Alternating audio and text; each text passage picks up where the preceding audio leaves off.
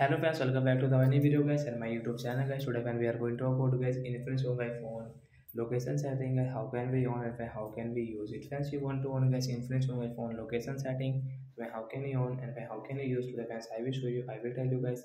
So before starting video fans, first of all go and subscribe the channel guys, click the bell icon, like the video. So first of all guys, we will on guys our phone setting guys.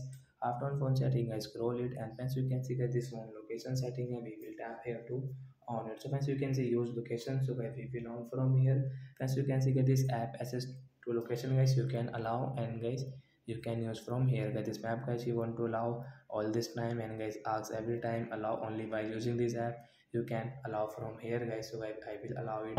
So guys like the guy we can allow guys this phone apps location setting also, and guys we can use guys this setting from here.